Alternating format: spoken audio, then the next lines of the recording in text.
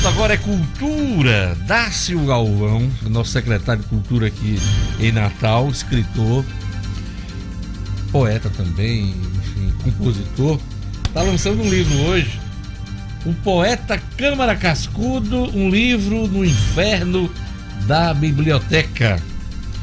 Que diabo é isso, Dácio? O diabo é por conta do inferno da biblioteca, né? Toda biblioteca tem seus diabos, né? Tem, né? Não, o fato aí é o seguinte, Jorge, né? É o Poeta Cascudo, mas esse subtítulo, Um Livro no Inferno da Biblioteca, diz respeito a uma resposta que o próprio Cascudo dá para Mário de Andrade, quando ele desiste de publicar o livro de poemas dele.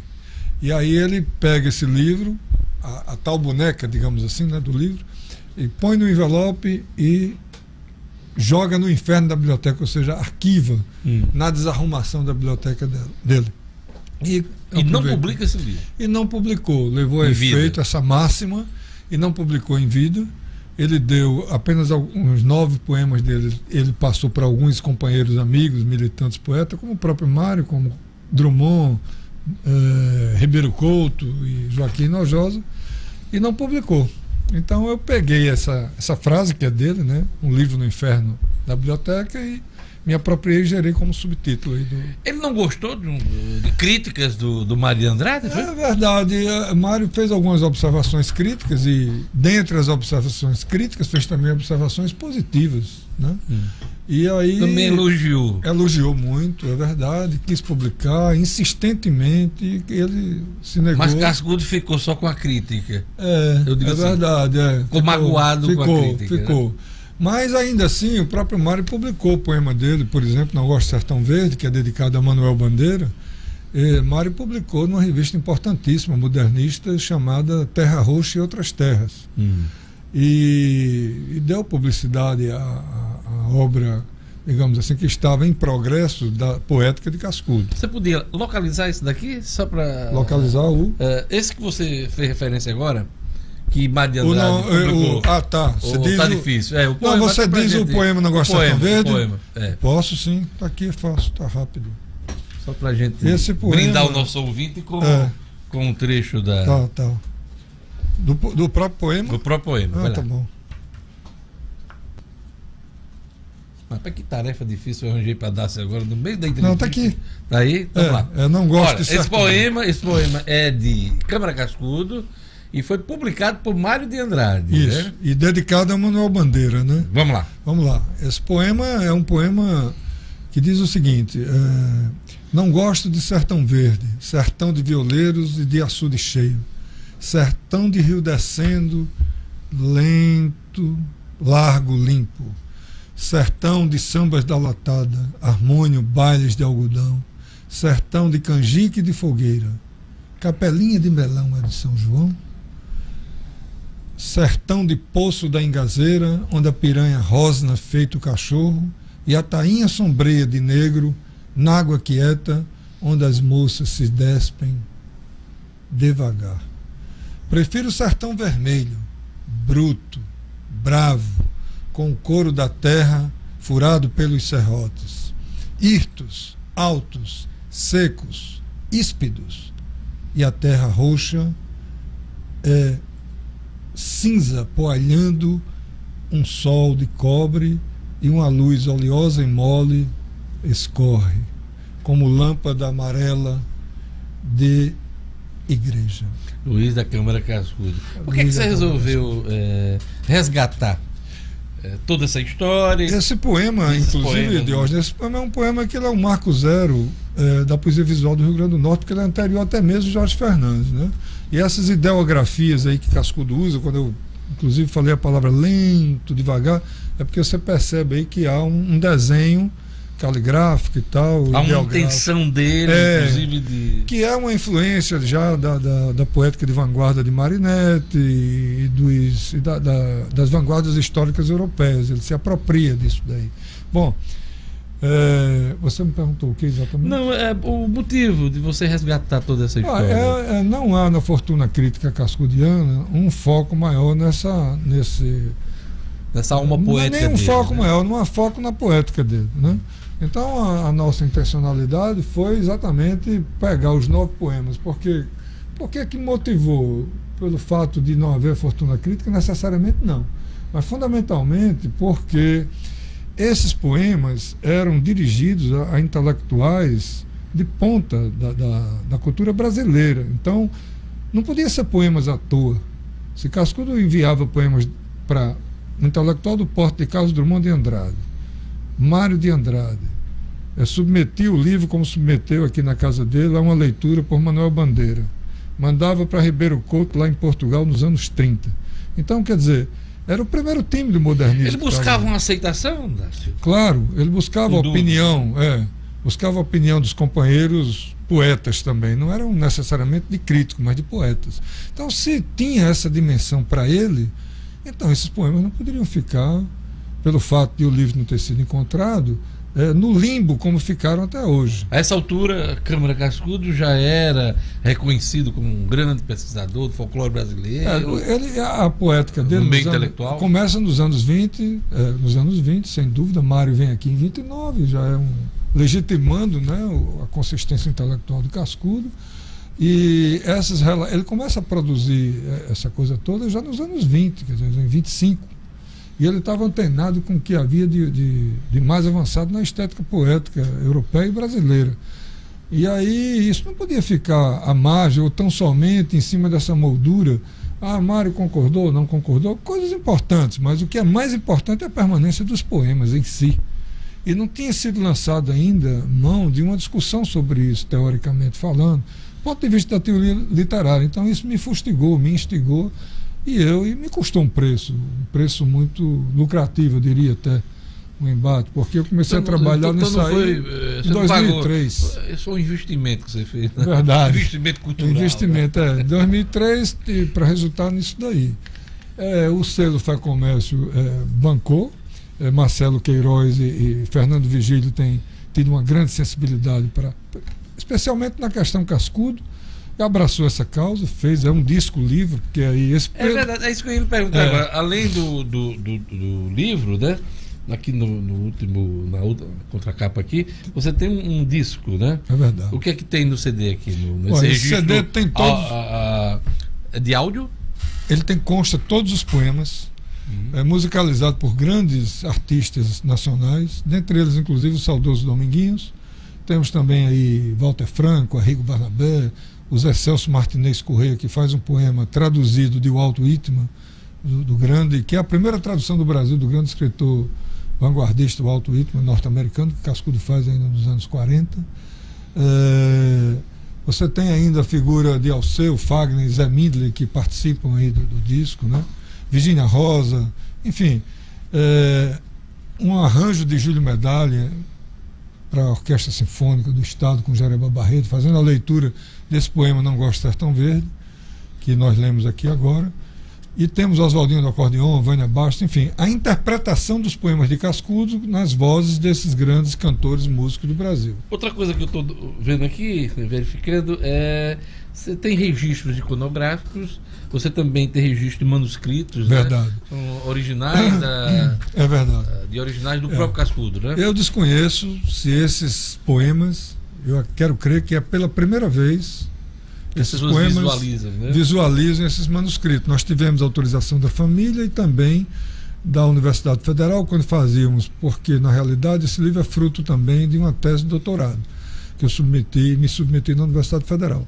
E aí, na época que eu estava nesse processo de pesquisa sob a orientação do professor Humberto Hermenegildo, eu fui até a USP e consegui o acesso a esses manuscritos. Eles me liberaram e estão aí todos sendo agora vindo a público.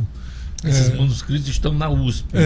Que Cascudo enviou para Mário de Andrade, que aí são... Sim, a parte da correspondência com Mariana. Mas dos poemas em si. Aí são os poemas. O poema 1, 2 e 3, que não tinha título, ele titulou dessa forma, sugeriu para que Mário os titulasse, mas Mário não fez e ele também não mexeu, ficou assim mesmo. Aí tem Chime, que é na verdade, Chime significa um tipo de dança ligado ao Charleston dos anos 30, 40, né? E temos ainda Não Gosto de Sertão Verde. Aí todos os manuscritos com a mão de Cascudo, né? E enfim, com esse traço da caligrafia de Cascudo, eles estão aí postos como um documento vivo. da história do poema. Ao colocar a boneca no inferno da biblioteca, Sim. Cascudo nos privou de outros Sem poemas. dúvida. Por exemplo, ele dá notícia nas correspondências que ele mantém de 2 poemas. Sentimental Epigrama para Prajá de Poc, Rei de Sião, esse título grande, que Drummond é que vem nos avisar que isso existe, numa crônica que ele escreve, mas não revela o corpus, o texto do poema e as buscas, as pesquisas que foram procedidas nos arquivos de Drummond, tanto em Itabira como na Fundação Casa do Rio Barbosa, ninguém encontra esse poema. E também um outro feitiço, que o próprio Cascudo dá notícia. Esses poemas nós não temos o texto. Sabemos que eles existiram porque são noticiados, um por Drummond, outro pelo próprio Cascudo. E os outros, sim, foram publicados na revista Descobrimento, em Portugal, por Ribeiro Couto, que era poeta mineiro e tal, modernista e diplomata também. Ele publica o Banzo e publica o Brasil de Madrugada lá. E no nosso Joaquim Inojosa, aqui em Pernambuco, ele publica o Caquemona e o Chime, né? No Jornal do Comércio de Pernambuco. Cascudo pede para ele publicar, ele publica. E Mário mantém esses 3 outros, poema 1, 2 e 3, nos arquivos pessoais, e a revista Terra Roxa e Outras Terras publica Não Gosto de Sertão Verde. Então eles estavam dispersos dessa maneira, nós ajuntamos, agrupamos e fizemos uma análise crítica desses poemas aí, à luz da estética modernista da época. Eu vou abusar da sua paciência e da sua... Esse poema 2 para ele aí, para compartilhar o poema 2, né? Bonito, hein? Já logo cara... esse poema, o poema 2, Tardinha, serenamente cai a sombra do alto céu azul, água doce, quieta, água quieta, e a longa sombra do arvoredo na água da lagoa, e a sombra nos capoeirões e o cheiro no ar. Tardinha, no silêncio, o grito das siriemas fugindo, e no galho escuro da oiticica, sinistra, solitária, branca, a mãe da lua canta. Esse poema é belíssimo. Na realidade, o violeiro Roberto Correia, que é físico de formação, é um cara fantástico, faz concertos com orquestras sinfônicas, etc. e tal. Ele musicalizou esse poema. Está aí nesse disco. Está no CD também, né? E aí ficou uma coisa magnificamente linda. Eu queria lhe dar os parabéns, não só pelo livro, mas pelo fato de você ter lido sem óculos. Eu passei para ele. Sim, e aí depois eu fiquei com medo. Será que o corpo de letra é pequeno, né? Será que está com alguma dificuldade para ler? Mas não, você foi aprovado aqui no recital. Né? Tá. E o corpo de letra é pequenininho aí, né? Corpo 10 e tal. Então é isso. Eu creio, Diógenes, que há também no livro um pós-fácil do nosso companheiro estudioso, autor do Dicionário Crítico de Cascudo, que é Marco Silva, que é daqui do Rio Grande do Norte, professor da USP e tal. Ele faz aí um pós-fácil, né? Mas eu acho assim que veio a dar uma contribuição fundamentalmente naquilo em que Cascudo tinha de mais avançado. Cascudo traduziu o alto ritmo, é o primeiro tradutor de alto ritmo no Brasil. Cascudo, ainda nos anos 50, faz um poema chamado Maria Luísa, um poema verso livre. Gostei do nome, porque é o nome da minha filha. Maria Luísa. E inclusive é um poema que ele homenageia uma amiga de família aqui, do pessoal da família Barreto até.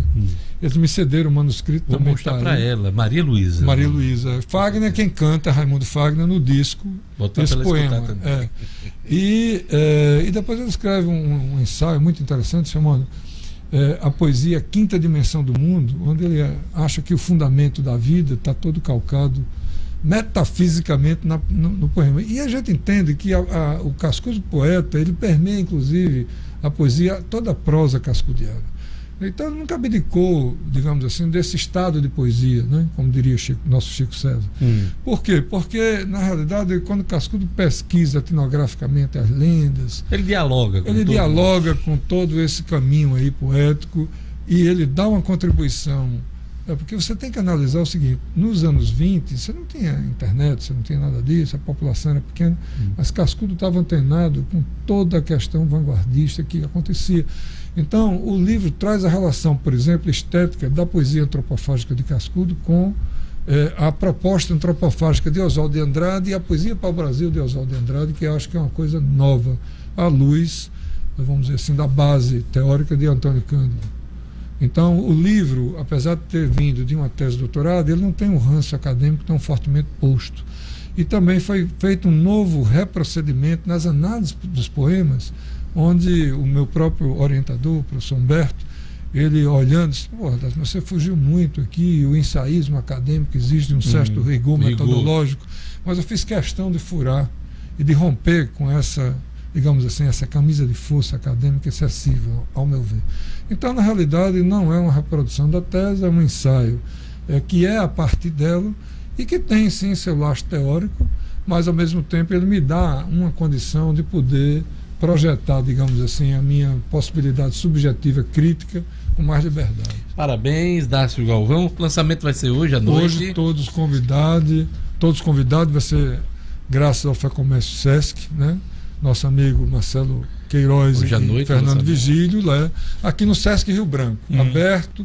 O livro não é vendido, porque respeita essa ação do FEComércio Sesc no aspecto sociocultural. O meu exemplar aqui, dedicatório e tudo, obrigado. Todos estão convidados. 18h30 vai ter lá Chico Beethoven fazendo uma performance musical com alguns poemas. Um sarau poético com o ator Grimário Farias.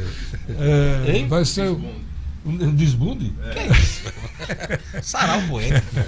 Dimas Carlos com a coreografia também. Da dança em cima, enfim, vai ter muito bacana. Uns amigos lá de uma Cascudo, grande noite, uma grande noite de cultura.